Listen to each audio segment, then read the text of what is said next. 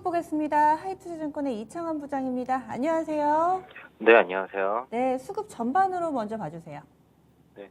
일단 어제 우리 장은 이제 휴장이었고요. 그저께 미국 장이 나스닥 선물이 한 2.3% 우리 장에서 급락을 했다가 나스닥 플러스 마감했고, 어제는 이제 러시아 그 스위프트 제재 여파로 인해서 유가가 이제 100달러를 넘어갔죠. 그리고 원자재 가격들이 급등세가 나타나면서 에너지 섹터를 제외한 대부분의 섹터들이 그 미증시에서 하락을 나타낸 상태여서 오늘 우리 시장이 이제 어제 휴일까지 반영해서 우리 시장 반영되다 보니까 그렇게 미국장 영향받아서 빠지지 않은 정도. 그러니까 미국이 그저께 그 3대 지수가 그저께 저점을 깨지 않고선 어저께 하락 마감했기 때문에 그 보합권에서 시작하는 정도는 맞았고요. 상대적으로 코스닥 쪽이 좀 강한 모습은 외국인들 매도세가 좀 적고, 그리고 외국인들이 선물이 좀 매수로 좀 올라갔다가 방금 매도로 전환됐다가 다시 매도로 전환되는 모습이어서 외국인 쪽에서는 그래도 선물 쪽에서 그렇게 팔지 않는다. 그리고 양시장 매도도 그렇게 크지 않다는 점이고, 우리가 좀 앞으로 좀 주목해 볼 만한 수급 이슈는 그 러시아가 이제 그 MSCI EM 지수에서 퇴출 시에는 국내 증시에서 그 외국인들 자금이 최소 4조에서 최대 8조 4천억 정도 이입이 가능하다라는 그런 전망 리포트들이 나오기 시작했거든요. 그래서 이거는 이제 이 수급 이슈는 앞으로 우리 시장에 굉장히 긍정적인 영향을 줄 것이고, 어제 이제 그 국내 수출 데이터 같은 경우도 상당히 좋게 나왔고요. 그 위안화 강세라든가 그리고 중국 쪽의 경제 지표들이 좀 생각보다 좀 좋게 나오고 있는 상황이기 때문에 국내 증시에는 그래도 좀 그 수급적으로는 우호적인 환경이 좀 조성되고 있다라고 좀 봐서 상대적으로 국내 증시 오늘 좀 강한 모습은 이유가 있다라고 저는 보고 있습니다. 아, 그런 부분도 있군요. MSCI에서 러시아를 제외하게 될 경우에는 이 상대적으로 반사이익을 볼 수 있는 우리의 파이가 커질 수 있는 가능성, 이 부분도 상당히 좀 네, 흥미로운 부분인 것 같은데 하나씩 보겠습니다. 거래소 어떤 쪽 조명해 볼까요? 외국인 매도 보겠습니다. 외국인이 파는 쪽. 가장 많이 파는 종목은 LG 에너지 솔루션입니다. 주가는 일단은 좀 오른세를 나타내기는 하는데요. 외국인 쪽에서는 315억 원 팔고 있습니다. 다음으로는 삼성전자와 현대차, 기아, 시가총액 상위 순으로 이렇게 쭉 나오네요. 삼성전자 우선주도 있고요. 그다음에 금융주들이 좀 많습니다. 우리금융지주와 KB금융 순으로 이어지고 있습니다. 외국인들이 파는 종목 어떤 기준이 있다고 보시나요?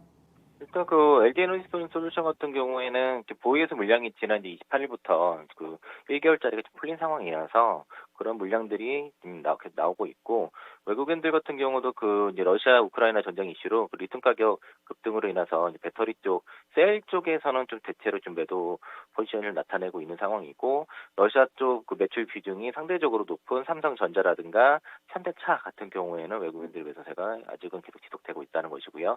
그리고 이제 간밤에 이제 미 10년물 국채 수익률이 급락을 했기 때문에 금융주들이 미국장에서 상당히 급락을 했거든요. 그 영향을 받아서 우리금융 위주 KB금융 이런 금융 종목들도 매도세가 나타나고 있고, 그리고 전쟁 이슈에는 아무래도 항공주들이 취약할 수밖에 없습니다. 이제 이게 그 유가의 급락과 환율의 상승을 야기하는 이슈인데, 이 두 가지가 모두 항공주에는 악재 영향이 될 수밖에 없어서 대한항공 같은 경우도 매도세가 나타나는데, 다만 이제 그 대한항공 같은 경우는 화물의 실적이라든가 지금 원래 항공주들이 리오프닝 쪽에서는 사실 다 대장주 역할을 해왔고 앞으로 기대감도 높기 때문에 미증시 대비해서 국내 항공주들이 지금 상당히 잘 버틴다고 보시면 되겠고요.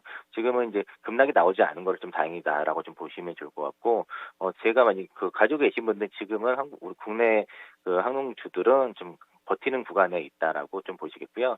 외국인들이 팔고는 있지만은 그동안에 매집했던 양에 비해서는 상당히 적은 양을 팔고 있기 때문에 지금은 그냥 약간의 그 비중 조정 관리 정도만 좀 항공주에 하고 있다라고 그렇게 해석하시면 좋을 것 같고, 2월 그 디램 고정가가 부합되고 낸드 쪽도 좀 견조한 모습들을 보고 있어서 지금 2월 수출될 때도 반도체가 상당히 가장 좋은 모습을 보였고요. 그래서 SK 하이닉스 쪽에서 오히려 외국인들 매수를 하고 있고, 지금 주가도 최근 시장 대비해서는 그래도 견조한 모습이고요. 자사주 그냥 크래프톤 같은 경우는 해당 의장이 이제 그 장내 매수했다는 이슈가 나오면서 오늘 매수 들어오고 있고, 전쟁 이슈 때문에 방산주에 대한 그 기대감들이 커져서 하나 에어로스페이스, LIG 넥스원 이런 방산주 종목들 영위 강세, 그리고 그 LNG선 수주에 대한 기대성이 있는 조선주 종목들 그리고 원전 수혜가 되는 종목들 뭐 두산중공업도 비롯해서 이런 종목들이 최근에 이제 우크라이나 러시아 전쟁 이슈에 반사 수혜가 되는 종목들은 전체적으로 외국인들이 매수를 하고 있고 피해가 되는 섹터는 외국인이 그래 좀 비중을 줄이고 있다 이렇게 보시면 되겠습니다. 네, 다음은 코스닥입니다. 이쪽은요?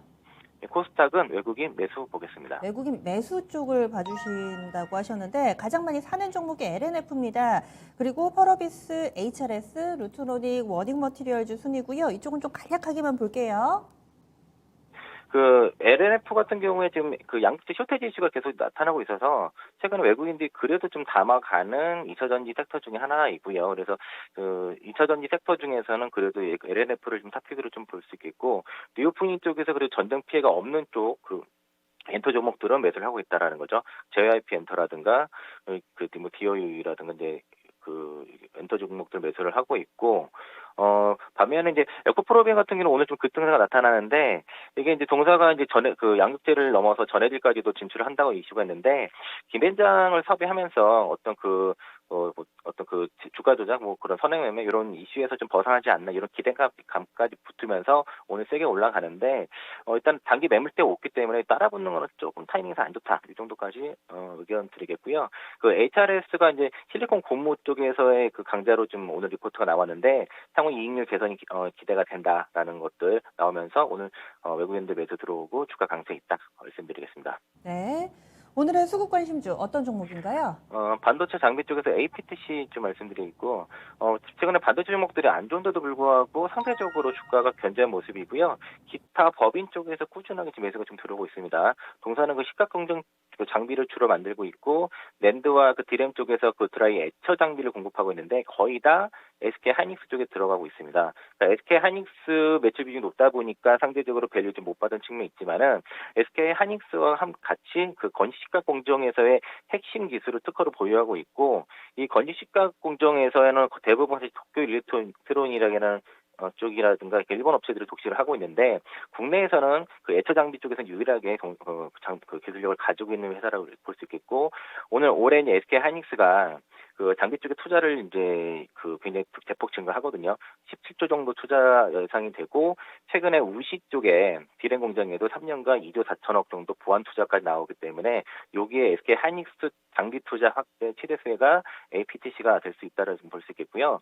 동사가 특징적인 거는 그전에는 애처 시장은 폴리 애처라든가 메탈 애처, 옥사이드 애처 세 가지로 나눌 수 있는데, 폴리 애처에서 메탈 애처 쪽으로 매출이 2020년부터 이제 올라오면 수주가 성공되면서 포트폴리오가 확장되면서 작년에 이제 사상 최대 실적이 나왔는데, 이 옥사이드 애처까지도 지금 매출 장비를 개발하고 있습니다. 사실 이제 폴리 애처라든가 메탈 애처 쪽만 해서도 SK 하이닉스 점유율만 높여도 향후 1조 매출 이상이 가능하다는 게 대표의 설명이고요.